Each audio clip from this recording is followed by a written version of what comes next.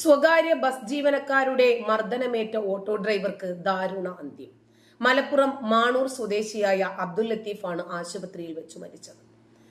തിരൂർ മഞ്ചേരി റൂട്ടിലോടുന്ന സ്വകാര്യ ബസ് ജീവനക്കാരാണ് അബ്ദുൽ ലത്തീഫിനെ മർദ്ദിച്ചത്.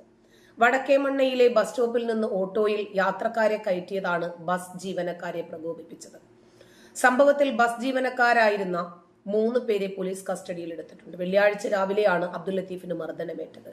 അബ്ദുൽ ലത്തീഫിന്റെ ഓട്ടോയിൽ യാത്രക്കാർ കയറുകയും തൊട്ടു പിന്നാലെ വന്ന സ്വകാര്യ ബസ്സിലെ ജീവനക്കാർ ഓട്ടോ തടഞ്ഞു നിർത്തി ഇത് ചോദ്യം ചെയ്യുകയും തുടർന്ന് വാക്കേറ്റമുണ്ടാകുകയുമായിരുന്നു. അതിനെ തുടർന്നാണ് ബസ് ജീവനക്കാർ ലത്തീഫിനെ ക്രൂരമായി മർദ്ദിച്ചത്. പരിക്കേറ്റ അബ്ദുൽ ലത്തീഫ് ഓട്ടോ ഓടിച്ച് മലപ്പുറം താലൂക്ക് ആശുപത്രിയിൽ എത്തുകയായിരുന്നു. അവിടെ വെച്ചിട്ടാണ് ലത്തീഫ് കുഴഞ്ഞു വീണു മരിച്ചത്.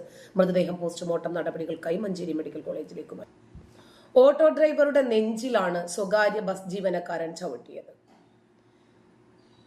ഇപ്പോ മുഹമ്മദ് യാസിൻ എന്നയാളെയാണ് സ്വകാര്യ ബസ് ജീവനക്കാര് ചവിട്ടിയത്.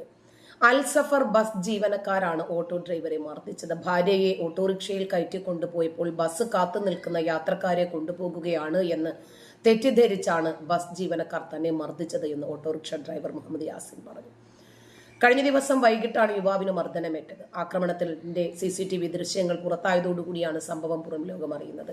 തന്റെ ഭാര്യയെ ബസ് സ്റ്റാൻഡിൽ നിന്നും കയറ്റിക്കൊണ്ടുവരുമ്പോൾ ബസ്സിലെ ജീവനക്കാർ ഫോട്ടോ എടുത്തു, വീഡിയോ എടുത്തു. ഇത് ചോദ്യം ചെയ്തിട്ട് യാസറിനെ ബസ്സിലെ ജീവനക്കാർ നെഞ്ചിൽ ചവിട്ടി വീഴ്ത്തുകയായിരുന്നു. അതിന് പിന്നാലെ മറ്റ് ജീവനക്കാരും ബസ്സിൽ നിന്നും ഇറങ്ങി ഇയാളെ മർദ്ദിക്കുന്നതും വീഡിയോ ദൃശ്യങ്ങളിലുണ്ട്. ഓട്ടോറിക്ഷ ഡ്രൈവറായ മുഹമ്മദ് യാസിർ ഭാര്യയെ കൂട്ടുന്നതിന് വേണ്ടിയാണ് സ്റ്റാൻഡിലെത്തിയത്. ഈ സമയത്ത് അൽസഫർ ബസ് സ്റ്റാൻഡിലെത്തി. ബസ് കാത്തു നിൽക്കുന്ന യാത്രക്കാരെയാണ് ഓട്ടോയിൽ കയറ്റിയത് എന്ന് തെറ്റിദ്ധരിച്ച് കണ്ടക്ടർ യുവതിയുടെയും ഓട്ടോറിക്ഷ ഡ്രൈവറുടെയും ഫോട്ടോ എടുത്തു. പിന്നീട് ബസ് ഓടിച്ചു പോയി. എന്നാൽ ഓട്ടോയിലുള്ളത് തന്റെ ഭാര്യയാണെന്നും ഫോട്ടോ ഡിലീറ്റ് ചെയ്യണമെന്നും യാസർ ഇവരോട് ആവശ്യപ്പെട്ടു.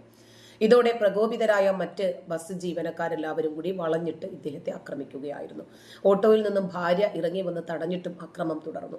ആക്രമണത്തിൽ തനിക്ക് പരിക്കേറ്റിട്ടുണ്ടെന്നും വിവരമറിഞ്ഞ് പോലീസ് അന്വേഷിച്ചിട്ടുണ്ടെന്നും ബസ് ജീവനക്കാർക്കെതിരെ നിയമപരമായ നടപടികൾ സ്വീകരിക്കുമെന്നും മർദ്ദനമേറ്റ മുഹമ്മദ് യാസിർ ഏഷ്യാനെറ്റ് ന്യൂസിനോട് പറഞ്ഞു. അതിനിടയിലായിരുന്നു മരണം.